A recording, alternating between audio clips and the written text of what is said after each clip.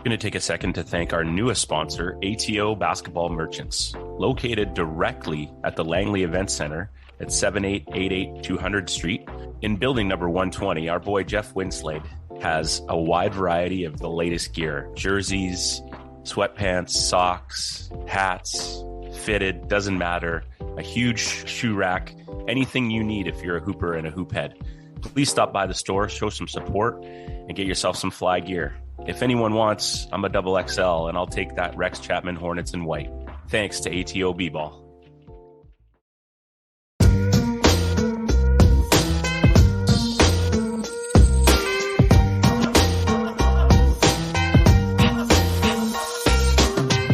Ladies and gentlemen, welcome back to A Hoops Journey. We are one episode away from 100. Today, we are going to celebrate episode 99 with a young man that I've known for longer than I want to admit. Been trying to coordinate for a while to get together and chat, obviously with the time zone that he is in. And so he is up at 2 a.m, but it's because he's had an awesome last week and a half here, coming off another championship. A guy with a storied past, not only as a family, but also as an individual, and some stuff that I want to get into about how he was illegally recruited in high school. But a good guy. Spent many hours with him representing at UBC Summer Hoops Camp up in the Okanagan. Oh, Penticton, yeah. Oh, yeah. Good times. We have none other than Mr. Nate Yu with us today. What is up, my man? Hey, man. Thanks for having me. I just want to say, first off, it's been just awesome listening for, connecting with all the players that I've, from Casey Archibald, Kyle Russell to Mark Chaslini, Rob Zachary. It's crazy. There's so many guys you guys have had on that I've had a personal connection with. So it's just been fun sitting back and enjoying the stories. Well, we appreciate you checking it out, man. What a roster you just listed off there. And as we were talking offline before we started here, just at the Buchanan Cup last weekend, and was able to bump into a few of those gentlemen. And thanks, man. It's been really fun. We're just, we know that I think the big thing is that these people are tangible to us, right? Like, you can listen to cool podcasts and learn things, but I think when it's someone that you've spent time with, there's just a different connection, if that makes sense. I'm sure that's what you sense when you're listening to that and hearing those stories. Oh, absolutely. That's what it's all about. And just a generational, it's so many connections on different generation of basketball players that have come on here. And that's been the fun part. That's been the really fun part. I agree. And that's what it was like at the game too. It was just like bumping into, I'm standing there with Jason Leslie and those guys who, when I was in college and took a year out, I played men's league with all those dudes, and then it's like, and then, G Bath and Malish walk in, and I was a provincial team coach to them, it's just like, it's so fun. It's just fun, the connections. And let's talk about you, man. And the last couple weeks have been pretty sweet for you, coming off a championship. Just give the people and the listeners an idea of where you are, the league that you're in, and kind of what you and another British Columbian, Tommy Nixon, and others were able to accomplish, and what that means.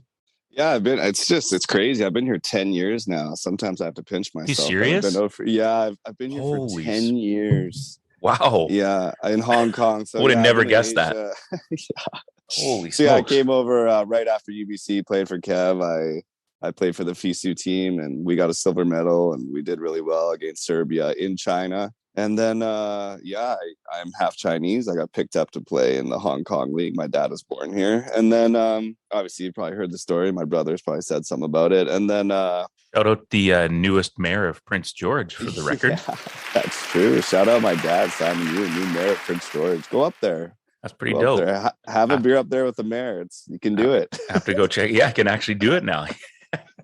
I just went to Hong Kong, and I played for probably the best club here for the last 10 years on and off, being a player and being a general manager, and just doing all sorts of things for this club. I've dedicated my whole self to this club in the last 10 years, and it's been a great ride. And we just came off another championship, got my old ass in shape at age 33, and somehow pulled it all together, and we won another one. I'm sure you've had Tyler Kepke on here. He's one of the rival teams, and I've been playing the game. He's been kicking my butt for the last 6 years as well. Tough to guard that guy. Yeah, of course we all know that. Yep. And but our team always, finds a way to win. So it's been good. Just celebrating and enjoying this one, really soaking this one in at age 33. I'm going to tell you, Mitch, that's for sure.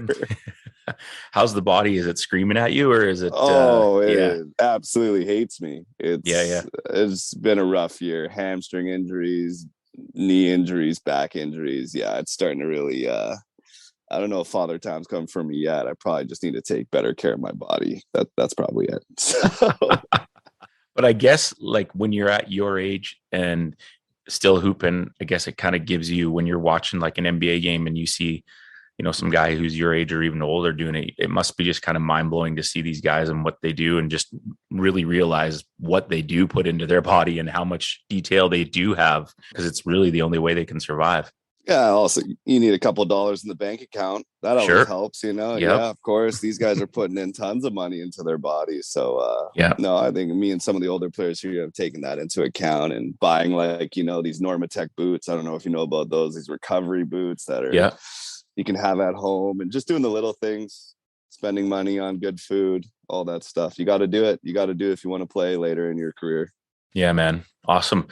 If you catch me smirking, it's because it's Movember, right? So I keep looking at myself. I got I usually have the goatee, and I'm like, I haven't seen my upper lip in a long time. I look weird, more weird than normal. And then before we get into who you are and what you're about, you got a pretty big day coming up here in a few weeks. I was, chatting with your bro, and you got lots of family. You've had a wedding on hold for a long time. Hey, are you guys excited? Does it feel weird that it's actually coming around the corner here and it's actually going to happen? Knock on wood. Yeah, it's been a bumpy ride because of COVID for sure, and I'm sure a lot of people out there have had a lot of events postponed because of that. So just finally glad to get that going. And you just mentioned Graham Bath, Brent Malish, some of my UBC teammates. They're going to come over as well with my family, and oh man, are we going to party? We're going to light it up in this city for a good 2 weeks here. So we're super excited. It's going to be awesome, man, and especially where you guys are, like, just even more kind of strict regulations and things, right? I think, during time, other places maybe opened up a little bit, but it's been pretty routine there. So that's a good feeling. And we hope that goes well and everybody travels safe, and good times will definitely be had. And those will stay off the record, I believe, correct? They'll stay off the record. But on that note, I just want the audience to realize, I think my team and the leagues in this team, like Tyler's in this league as well, we just finished the longest basketball season, I think, in the history of basketball, because we started our league in 2019. Okay. And so COVID cut it off in 2019. And Hong Kong is so strict. So we've actually been on and off since 2020. So this season that we just won was actually the same season in 2020 of on and off again, of starting, and like we had a 7-month break. We had, like, it didn't make any sense. Like, I couldn't explain to you what, and they kept the same record of the league. Like they just wouldn't let it go. Wow. And it's 2022. We just finished our 2021 season. That is freaking crazy. Would that be, is that the same year the bubble championship? Yep. Oh my God. So. Yep. That's definitely important to point out my to the team. listeners. I think my team has gone through 3 to 4 training camps of restart and starting. Yeah, restarting up again. Yeah, it's been miserable. It's just like, that's why winning this one was special, because Hong Kong is just it's a difficult place with all the regulations and everything. It's the most strict place for COVID in the world. Yeah, we're still wearing masks. Like, we're still wearing masks right now. Damn, crazy, man. It's funny too, man. I feel like this might be a 4-hour episode. I remember JY and Duchess were at the provincials, and you came back and you sat on the bench. And I remember seeing you at the banquet, and you're like, yo, Mitch, man, there's this thing, it's coming, and people don't know. And you were like blown away because they had the 4 tiers of 16, right? They had like 64 teams in a room, and you're like, I can't believe there's this many people in this room. And I was like, I was like, what are you talking? Like, in my head, I'm thinking, he's tripping, man. And sure enough, the final, and then Sunday, basically the world like shut down, right? And it was like, you literally are like Nostradamus, man. You're like, Mitch, this is wild. I haven't seen anything like this. No one knows what's coming. It was crazy. Do you remember that? I don't remember that, but I believe I would say something like that. And Asia got hit first, and it got strict very quickly over there. Yeah, man. Yeah. All right, well, let's get right into it, dude. Just obviously, you had your brother on the show early on, so there's some understanding, but there's a big gap between you and him, right? And so your upbringing and kind of what you saw and your path to get where you are now was definitely a whole it's different, and I think that's the fun part about this show is no story is the same. So, talk about your life as being. Are you the last you? Listen, I'm gonna be honest. Here we go. I'm gonna give a very short little thing about me, because you know why? I want to tell stories about Asian basketball and Hong Kong basketball over here, because this place is wild. I feel like the Canadian audience doesn't know enough about what goes on this side of the world, in the basketball world. So I'm just gonna give a quick one about me, because I feel like it's been my brother's been on, Jordan. So me and my family grew up in Prince George, rough town up there, hockey town. In high school, all the girls like the boys with long hair and dip in their mouth. They didn't like those hoopers, that's for sure. So it's a tough place to grow up, And so I'm pretty proud that Jordan was the first to really make those provincial teams as a northern kid in my history. So he was super inspiring to me. And then I was very driven as a kid to just try to make it down south and play with the big boys like you guys down there. And we fought hard up there and trained hard and made our way down on those provincial teams. And that was the big thing, is like, could you make a provincial team? Because back then it was the top 12 players were chosen. There was no AAU, right? It was competitive. So I think that gave us a lot of confidence, even being from up there, to make those teams, and gave us a name. And the rest was that. Jordan went to UBC, and then I just tried to follow suit, and I did. Did you always did it take Jordan to get to post-secondary for you to put that on your map, or was it something that you were already developing before he was there and thinking, I'd like to not only make the BC team, but move on, at the next level? No, Jordan pretty much just laid the road out for me. You know, like everything he did, I wanted to do. When he was at Cap, I was like, oh, I just want to go play at Cap College. I didn't even know about UBC and, the different level of CIS in college. And then when he went to UBC, my eyes were like, holy, this is a whole different level. And then, of course, that's what I wanted to, straight from high school, I wanted to go to UBC and play. That was always my dream. And luckily it happened. And Kevin Randy, gave me no choice to go to any other school anyways. I had no choice. Yeah. Well, I remember I believe it was my first year at STM, if not second, when we came up to the BCs at the double A's and we played you in the semi and you waxed us. And then I don't even remember who you beat in the final. Was that your grade 11 year or grade 10? Yeah, it was my grade 11. Yeah. Grade 11. And so your dad sitting front row center, just going nuts. And, I thought Kamloops did a really good job of putting on those provincials. It was always fun to go to that. Why the desire to make the transfer in grade 12? It's your senior year. You've got all your buddies in place. Everything's comfortable. You're going to go, and we're not talking like 5 hours away. We're talking 12 on a bus, right? You can fly, but this is a big jump and a big transition. What was the reason to go from, Dutchess to Vancouver College for your senior year? Because I know you're going to say it paid off for you, and it did, no doubt, but that's a big jump for someone your age at that point. And you must have had a big vision for what your future wanted to be. Yeah, it was actually pretty simple, because I had a great team in grade 11, but my starting lineup was all seniors, and we had a great team. We only lost one game the whole year in double A's, so winning that. And then did you ever really get big? Yeah, we did. Cam Warren, he was decent. He played college. They all played college basketball at UNBC the next year, so they all went to play college. And I played provincial team, and obviously I was looking at my options, and I got this stud grade 11 kid on my team, this long Italian linguini armed kid named Mark Chazzolini, who is just a stud. So I thought, hey, why don't I I come down to Vancouver? And I was having family problems with my stepdad, which made it easier to buy, to play my grade 12 year. I had a reason to leave my house, and luckily I got into Van College, and we should have won it that year. I should have had a double A and then a triple A, to be honest. That one hurts still. Was that Dover Bay? Back. Yeah, we lost to Dover Bay in the semis. Yeah, we were up by 20 or something, I think. Yeah, I remember you guys being up big in that game. What is it like to spend, you might have spent multiple, but a summer with Dell and Mike Morgan? how does someone summarize that in about 30 seconds? And Oh, man. can you, when you think about the shenanigans, what amazing dudes, but also some of those teams you had were stacked too. Like, let's not front, right? Like, there was some serious ballers. So what was it like having those summers with those guys and having them be your coaches? Those guys were nuts. Those two were nuts. Like, I look back and I think about like watching kids getting coached by, youth coaches now, like what those guys were saying to us back then, and like trying to cut our soul down, like they were trying to break us down at the age of like 16. And I thank them for that, because we're much tougher men because of them. Like those Mike and Dell went at us at age 14, and they had us all the way up from age 14 to 16. Mm-hmm. And they were ruthless.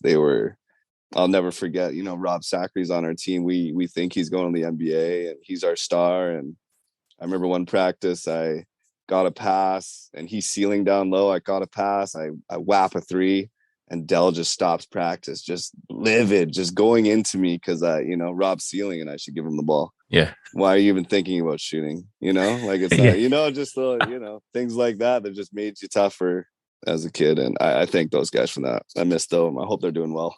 We have a little group text thing in, and every now and then it gets heated up, if we're all like in the same spot and we have half an hour to laugh and joke around. But I know that those guys look back on those years with fond memories too, right? And they're fully aware of how hard they were on you guys, but I think it's just who they were, and they knew that they wanted. And that's the thing that you got to appreciate those guys, is sometimes you got someone coaching the provincial team. It's like, well, these are 12 of not my kids, like I don't have to invest much in these guys, but they coached you hard so that you could be better basketball players, and probably in some ways beat their high school teams because of that, so just two good human beings, man. And then, like you said, tough way to finish the senior career, but you make you win a double A final, and then you make the semi of the triple A at the Agrodome, and it's on to UBC, man. What was that freshman year like?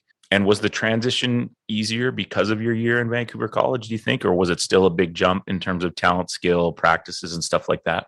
No, it was definitely easier because I was living with my sister on UBC campus already. While I was going to Vancouver College. So it was easy. And going to UBC the first year started off great. I think I started against Boise State.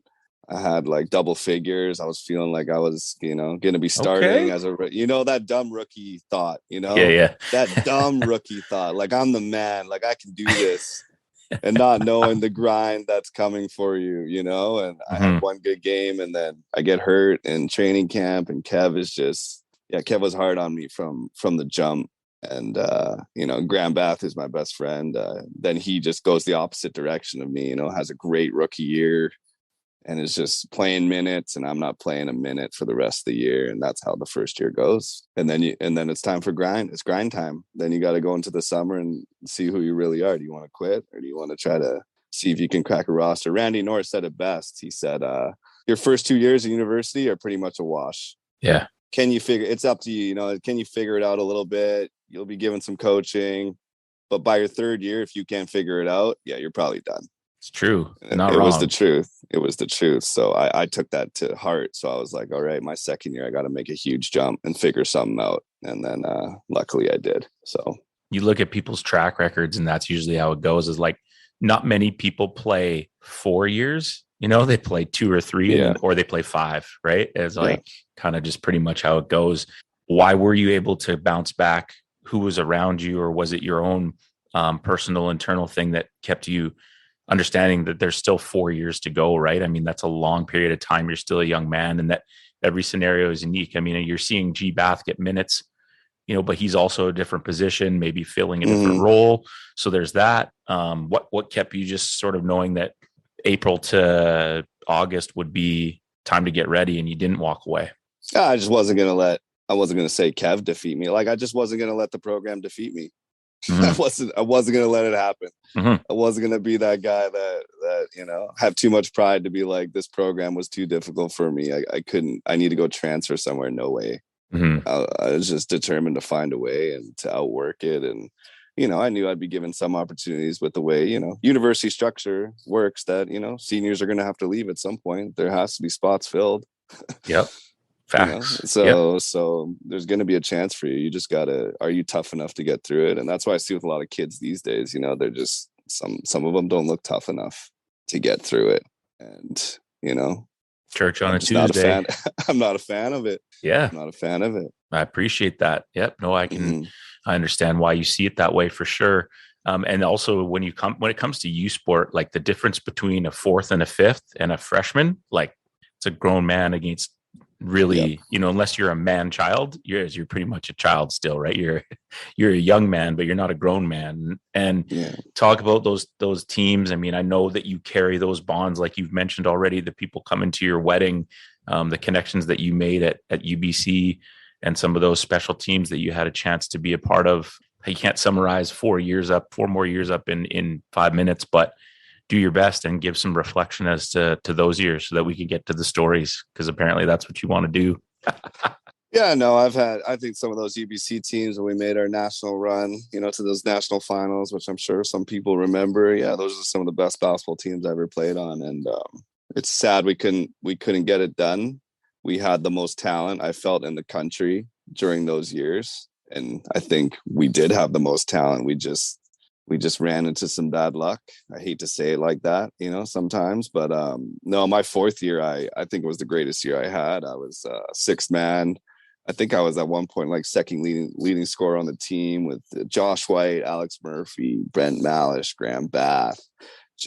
We had Doug Plum, of course. We had we had a team. Kamar Burke, we had a full, right. We had a full team. And God, we wanted to get Carleton back then, and we couldn't get over it, couldn't get over the hump. But those are great memories, and those guys are still some of my best buddies. And you have to, any young players listening, you got to cherish those college years. They're really important, and they're special. Yeah. And just try to remind these kids that like you're going to change so much after you graduate high school. And I know you're feeling pressure to figure out what you want to do with the rest of your life, but you got to go and have fun and enjoy it and make connections with people. And I think too, probably as you look back and you've talked about the latest championship for many reasons being special, one being the gap of time and how it was almost like a 2 and a bit year league season, but also realizing that you're in grade 11 and you get that AA championship, and then you get close many other times. You start to realize when you're around good teams and good groups that it takes so many factors to be able to get over that championship hump, right? And that you never, when you're honored and privileged to get that title, to never take it for granted or start thinking about the next one, because there's just so many factors that come into play, right? Basketball sport is weird, man. There's so many things. And that just comes with experience. You can't teach it. It's nothing you can't teach. It just comes with the time and experience. Of course. Yeah. I wish I knew at that young age that getting a championship it's definitely not easy, and it doesn't come, it might not come for 7 years. Even FISU, going to FISU, Team Canada, getting all the way to the gold medal match. Yeah. And that silver medal almost felt like a championship, which is, sad thing to say, but getting second in that was, also just a huge career confidence boost in that sense with that team. And you're just playing against some of the best in the world at that point. We're playing against, USA is there, we got Lithuania, we got Serbia, and I'm with a bunch of Carleton players, and we got some good Canada West guys, and for some reason we just clicked. And next thing you know, we're in a gold medal in front of 14,000 people in China playing for gold. So that was a special one. And how long do you guys train together before you go and head off for that tournament? 2 weeks. Yeah, it's funny, right? Like that's not a lot of time, but no, it's not. You just get the right mix, and everybody sort of, there's always going to be ego involved, but if you can manage them well, you never know. You go on those international runs. That's crazy, man. 14,000 people. Hey. Yeah, it was most I've ever played in front of, for sure. Damn. Yeah. NBA crowd.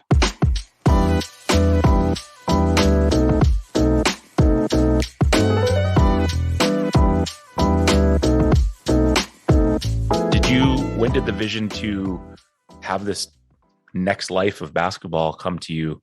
Was there someone that was doing it already? How did you, figure out that, hey, I can still play hoop and I can get paid a little bit to do it as well.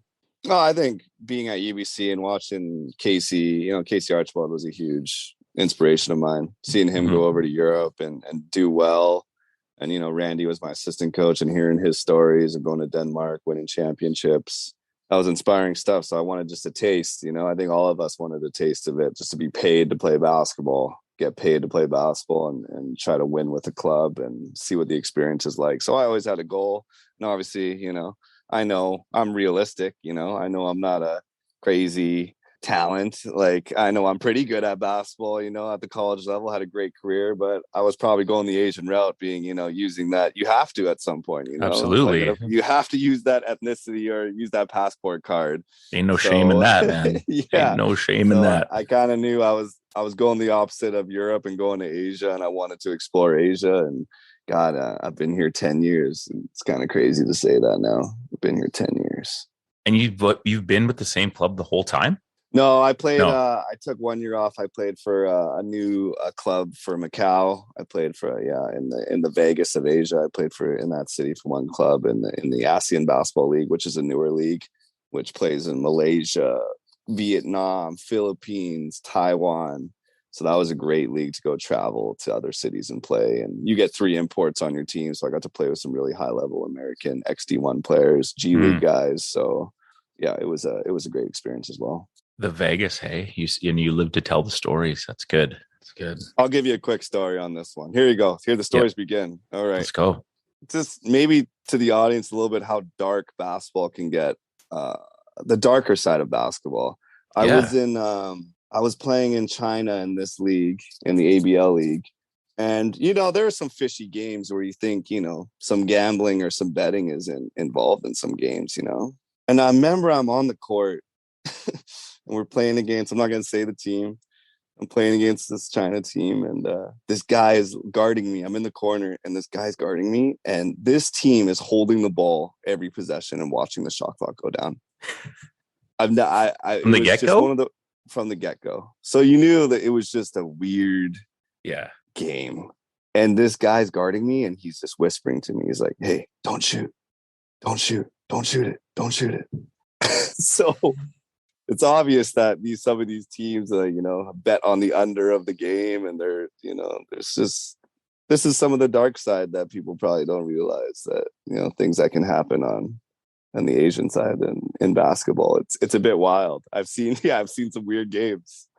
I've been a part of some weird games. Are we allowed to ask if you shot it, or? This guy's like, I'm trying to play for a contract, man. Yeah. I can't just be holding the ball in the corner here. What are you going to cut me $100 after this? Like, I can't remember, but that's when it kind of hits you. I remember walking out of that game and just hitting and just thinking, like, so many kids play basketball and leave college to play pro. And, sometimes they got to realize they're going into a different world of sports. It's a lot different. Yeah.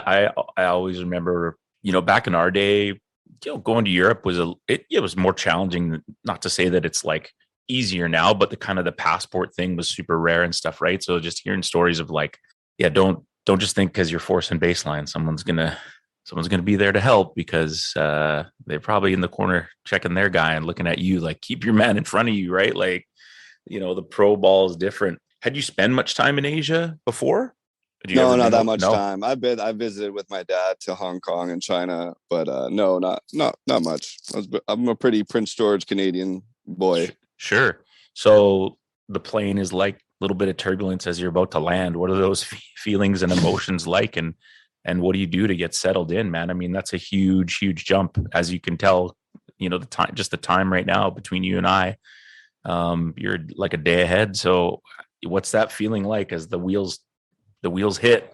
Yeah, it's lonely. It's lonely when you first get here. And I have regrets as a kid, not learning, the language, not learning Chinese from my dad when I was young. That was a big regret, because once you get here, you realize how lonely you are and how difficult it is to get ahead. And I'm sure a lot of basketball players going to play overseas feel the same thing, as a bit of loneliness, and you got to find your own way. It's just honestly going back to being, how tough are you? Like, hey, do you want to quit because it's a little tougher that you have to learn a new culture and try to adjust to this culture of basketball, which is totally different? Or, or you want to go home? What do you want to do? You got two choices. So that's pretty much it. Yeah. And then the nice thing is that the thing that you have to fall back on is the work that you've put into your game, right? So no language can take that away. It may make for adjustments in a timeout or during practice if a coach isn't speaking the language that you're used to. But falling back on 20 years of work that you've put into your body and game is kind of like, you always know in the back of your mind that that's there, and that hopefully your game will speak louder than anything else that you're trying to deal with, or while you're getting, adjusted to that new culture, right? Yeah. Yeah, absolutely. No, I agree with you. Yep. And so let's talk about it, man. Let's talk about what it's like to play. Obviously, like you mentioned, we had Kepke on the show. And we're having lunch on Thursday. Me and Kepke. Yeah. Who's paying the bill? I don't know. It's probably him. Yeah. Probably him. He's got that bankroll saved up. We'll put it on his. I see some of those meals on Instagram. He should be paying the bill, For sure. But let's talk about it. Let's talk about, you are, other than him, the only other person I believe on this show, right? Anyone that's kind of moved on, whether it's NBA, it's very European based. So what are some of the differences? What are some of the things that you're allowed to talk about that are different than stories that you've probably heard or shared with guys that have played or, in Europe and other places? It's interesting. I thought about this. I knew you were going to ask me this. I'll say it like this. You did, right? Oh, you did, huh? You think you know my interview style. All right. Okay. No, one of Kepke's teammates, a really good friend of mine, and we were having drinks one night, and he said to me, this is crazy. He said, Nate, Hong Kong is a top 3 basketball league in the world. I spat on my drink and I laughed. I thought he was, thought he had too many already. Mm-hmm. And then he was like, no, I'm serious. You think about it. Hong Kong basketball is a top 3 basketball in the world. I said, why? He said, listen, we only play 26 games a year. Not that many games. Some of us get paid 6 figures to play. The level is not very good. Mm-hmm. So, you don't have to worry about minutes or anything, or you can put up your shots in the game. The level's not very good. So you're getting paid to play in like a very lower level league. You have a great city that we get to party in and enjoy and literally just have the best lifestyle in. Infinite restaurants, just great nightlife, do whatever you want. I see one more video of you on a freaking cruise ship or boat, I'm going to throw up, man. And then on top of it, it's like we have Nike and Adidas who are literally giving us personal sponsorships. Like they're literally signing us. And I'm looking at them like, I'm not that, like, do you know who I am? Like, I'm not that good of a player, but they're just handing these contracts to us and we're signing and getting like over, thousands of dollars worth of gear per year. And that's when my friend, like, I just looked at my buddy. I'm like, you're right. Maybe this is a top 3 basketball of lifestyle. And that's why we haven't left. That's why we're still stuck here. Yeah. Don't say stuck, we're man. Still stuck here. Yeah, man. It's a good life. That's why even though I FaceTimed with him like 2 years ago, Chris still shows up on your doorstep. Hey, oh yeah. He's like asking me about becoming a teacher. He's like, I don't know though. I might go back. And in my head, I'm like, this guy's definitely going back to hoop, man. Like, I don't know who he's fooling right now, And I brought Tommy Nixon over here. He's just having a great career here now too. It's just a very unique place to play. It's like, how could I say this? It's like there's 8 teams in this league in Hong Kong. There's probably 4 good teams because there's 4 owners that are very, very wealthy guys. And literally just, this is like their real life 2K. They get to play 2K in real life, and this is like, it's just, it's extra money for them, fun money for them to spend. And they love basketball. And it's just a very unique place. If I could explain it like that to the audience, it's different. Do you have a home arena? No, we don't. Everyone it seems plays in the same arena. That's what I thought. Yeah, the clips that I see. Okay. So then if you're an owner, basically your costs are very low. Yeah. Like, I wonder if they get a percentage per game of like whatever sells, tickets or whatever, or if it's just to pay for guys. They literally don't make any profit. Like it's literally just for their enjoyment. Yeah. Yeah. It's wild. That is wild. And I never thought of the part too of just like lifestyle overall. I mean, like you say, Europe's beautiful, but I mean, if there's some really small lonely, quiet places, and then you get stuck in a European winter, right? If it's cold, man, like it can be a grind, it can be a real grind. It's like you guys see a lot of really good weather and a lot of Sure. crazy stuff. Yeah. Now, is there an import rule? Yeah, you can only have one import per. Okay. So Kepke obviously has taken up the one import rule for the other team, and I did for a while on my team. But then I've been here so long, I actually became localized. So now I'm. Oh, damn. Yeah, a straight citizen, permanent resident of Hong Kong, and loving it. Damn. Is there, now I don't want to jump to any conclusions. Is there a thought, or has there been a conversation about moving, or are we for the near future, the plan is to stay? Yeah, my wife is my fiance is from here, obviously. So her family's set up here, and we become very close. And I've become very close with their family. So yeah, I do plan on staying here for the time being. Maybe some kids happen in the future, but Vancouver's always an option. I miss it. I miss that city. I don't think I could ever move my city girl up to Prince George. That's a tough one. It's a tough one, Mitch. Those winters will get you up there. So yeah, I don't think about that. So yeah, we'll see. So a lot of the guys on your team, the majority are from the area of where you guys are, or in Hong Kong. Yeah, they're all Hong Kong locals. Yeah. Okay.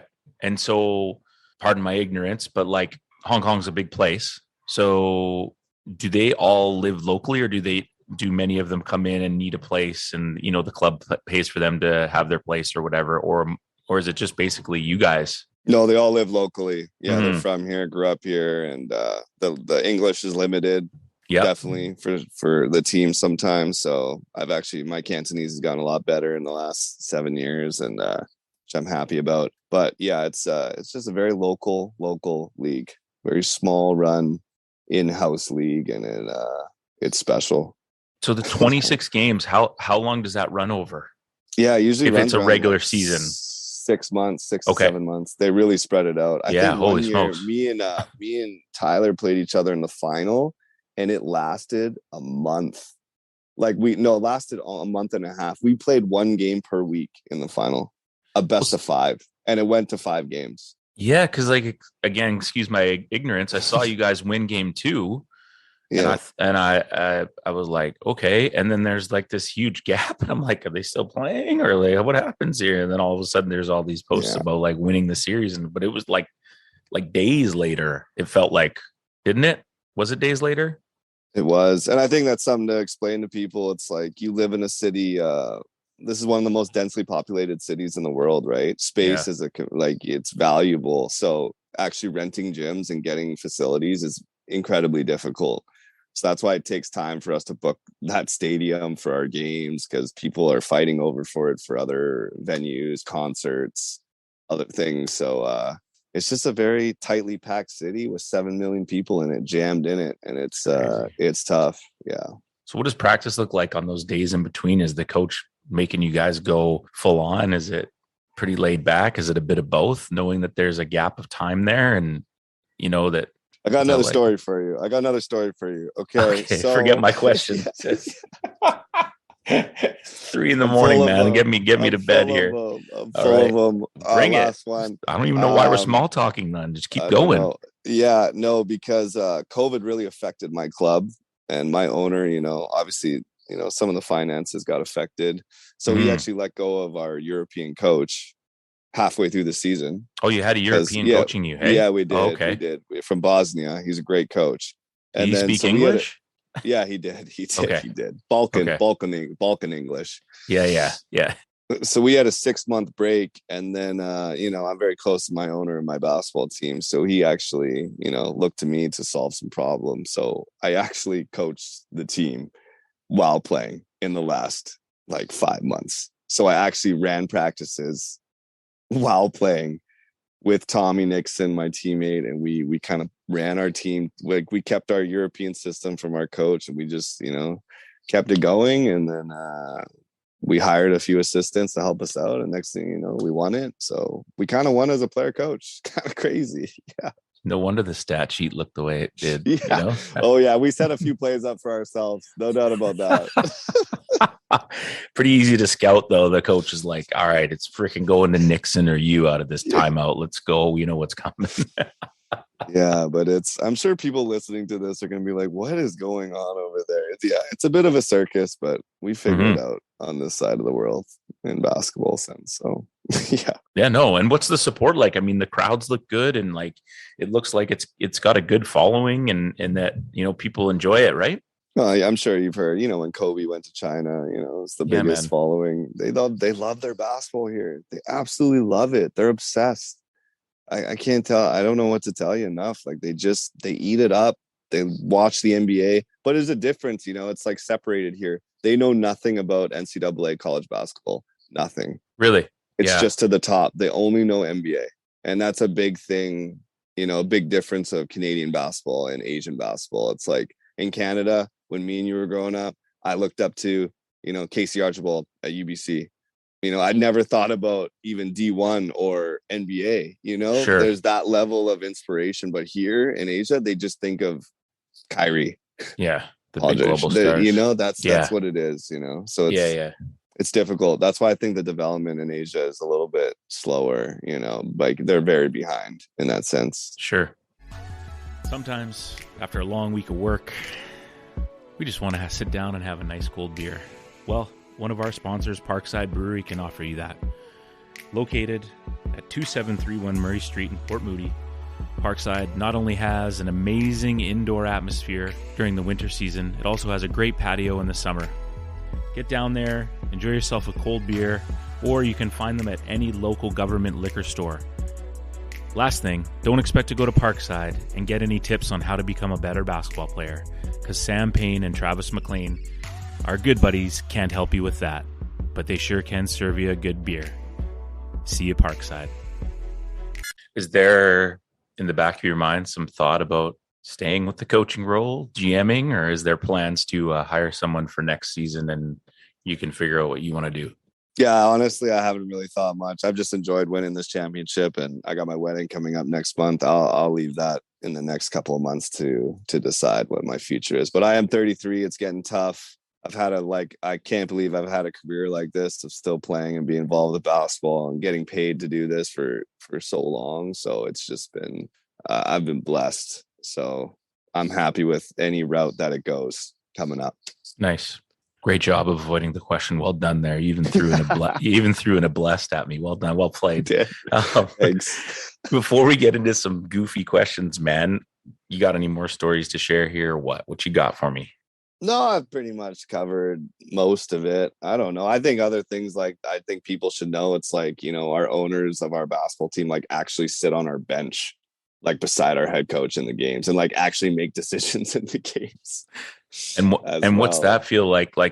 Do you just get used to it and it is what it is? Get used to it. Yeah, you just get used to it. It's terrible. Yeah. It's not fun, but it is, it's their own little 2K game over here. So they do what they want over here, and awesome. Going to China and just I remember one time our owner of my team, he sent us up to China to play in these factory tournaments. Mm-hmm. So he would rent his company vans. We get picked up in the company vans. We go across the border to China, to Shenzhen. We'd play against these 50-year-old, 60-year-old factory workers, because it's factories competing against each other, because our owner is a producer of bras and stuff. It was created like a factory league.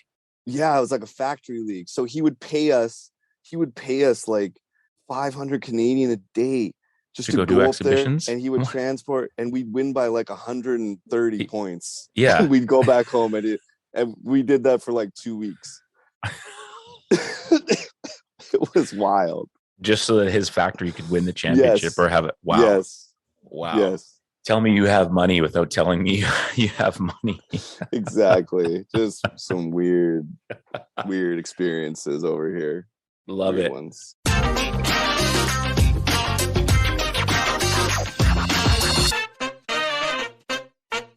Okay, well, let's get into it, man. Yeah. Knowing that you have lived on opposite worlds, you can take these, especially the food ones, right? So what's the greatest chip, or what bag of chips are you getting when you're feeling snacky and hungry here? Ooh, I miss Vicky's, but I can't get it over here. I don't get Miss Vicky's over here. Which one's the blue bag? I miss it. The salt and vinegar ones. Salt and vinegar. Okay. Yeah. Yeah. Okay. Yeah, I miss those. Can't get them over there. Yeah, I can't get them over here. Damn. Send them over. Send them over in a package, please. Well, hey, Jordan, throw them in the luggage. All your boys, like one bag per, that's man. True. That's what you're putting it on me for, dog. I'll hook you up, though. Guy. Send me an address. I got you. It's going to come in an STM box, though, so just be ready. Probably say Baden basketballs on it or something. Okay, so, I mean, you are going to be wifeyed up here pretty quick. So, but in those other days, you're adjusting to the lifestyle and the culture. Obviously, you got some quiet time. You go on books or movies? Movies. What do we got? What's have you watched something recently, or are there a couple all-timers for you that you're like, are a go-to that is always going to be there for you? Heat. I love Heat. I love Heat. Well played. One of my all-time favorites. Recent? I don't know. More TV show, I guess, now. Like, I love Better Call Saul. That was just great TV to watch. Banger. Good show, hey? Just great writing. I absolutely loved it. So dark, so good. I don't know reason. The Big Short. I love The Big Short. I love some of those films right now. Yeah, it's pretty much right now. Okay. Who have been some of the most important people in your life?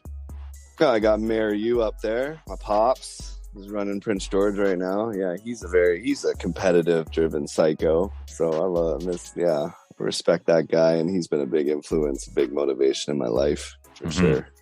That's it. Nah, you've touched on a lot of people. I've talked too much today. No, man. Try to keep it quick. Yeah, the freaking interviewer keeps asking questions, though, right? Frick, man. Okay, you and 4 dudes or women, whatever. You and 4 players. You got the black top. You're going to play. So you're going to go run. You're going to Kits on a nice sunny day. Who's the 4 guys you're taking with you? Doug Plum. Okay. Graham Bath. Yeah, probably just UBC teammates. Probably the UBC guys. It's Kits. We won that tournament. We own that tournament. So we'll go back and win it. And then hit the patio after. What's the restaurant across there? Local. One of the favorites. Of there you go. G-Bath. Yeah, G-Bath's got 5 fouls on the blacktop too. He'd be ready. Hey? For sure. Okay, dead or alive, doesn't matter. You and whoever you want to take, you got the best seat in the house. What concert or concerts are you going to that you want to see? Now, maybe you've seen a few and you don't want to add them, and someone you want to see, or someone you'd see again. Like, up to you, man. I have a couple I want to see. I want to see the Chronic 2001, Eminem, Dr. Dre, of course, in their prime. I wish I could have, I went to it. That's amazing. Oh, man. What was that like? It was unreal, man. We got floor seats, too. It was... What city were you in when you saw it? They came to Vancouver. What? Yeah, man. They came to Vancouver. I was up in Prince George. I was just a kid in Prince George. Didn't know it. It was crazy. That's awesome. All time? Is that top 3? Like concert? Easily. Wow. Nice. Yeah, and then saw Method Red, Jay-Z, DMX, the Hard Knock Life tour. That was... Wow. Yeah, it was pretty good too. That's hard. Red Hot Chili Peppers. I would love to see. Never seen them. You haven't? No, haven't. And I think Dell just went down to Seattle to see them a while back. Oh, did he? Yeah. That's awesome. And a softie for the people. I'd love to see Billy Joel. I love Billy Joel. I'd love to see Billy Joel. Nothing wrong with some piano, man. Maybe live at Madison Square. Would love to go see Billy one time before he's done doing concerts.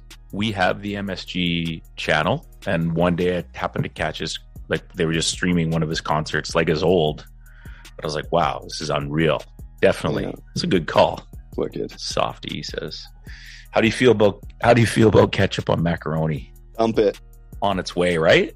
Yeah. Why would you? I mean, we're talking to a guy who's going to go have probably, some sort of high-level steak with kepke in a few days and have a nice glass of red or something, and then go sit and put his toes in the beach sand. So, I mean, why would we even bring up ketchup and macaroni? This is an embarrassing question to ask. We might have to get Corbin to delete this, man. Keep it in. No edits. These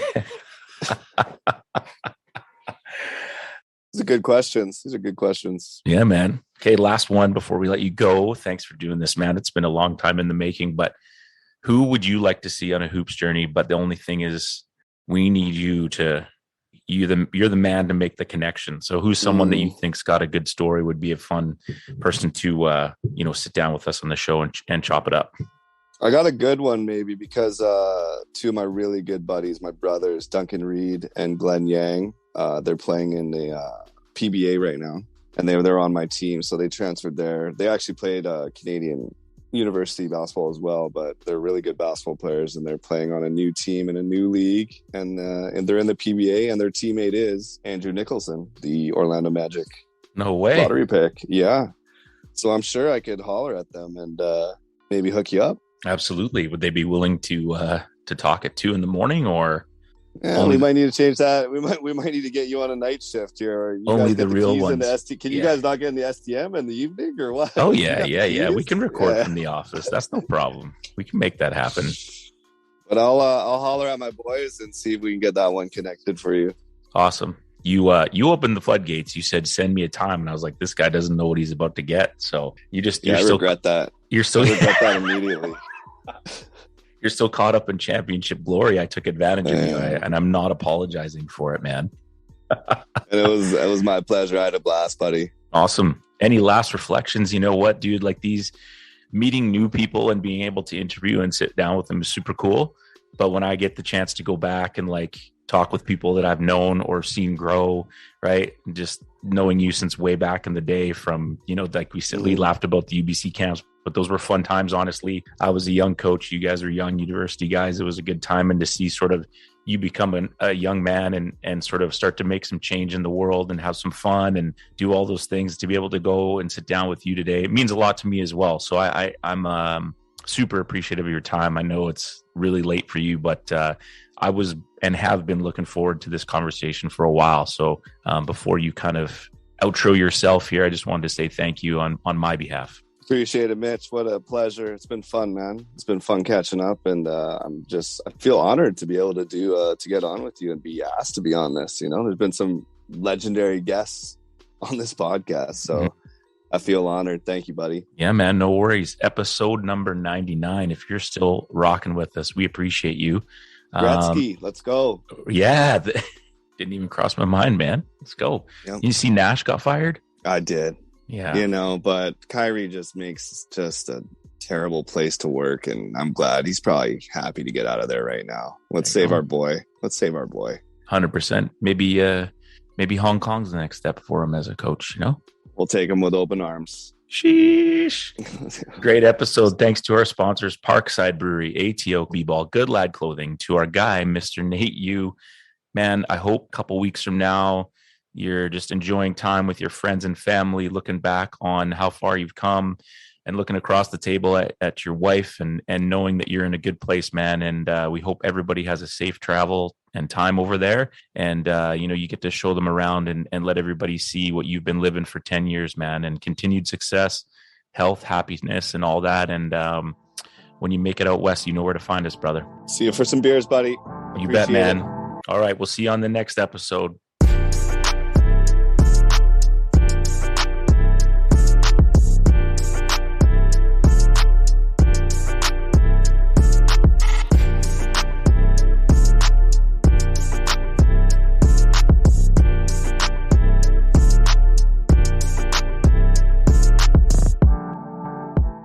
Thank you for supporting A Hoops Journey. If you enjoyed this episode, leave us a review and hit that subscribe button so you don't miss an episode. You can find us on social media at A Hoops Journey and on our website, ahoopsjourney.com. Thank you to our guest, Nate Yu. Thank you to our sponsors, ATO Basketball Merchants, Parkside Brewery, and Good Lad Clothing. And we'll see you on the next episode.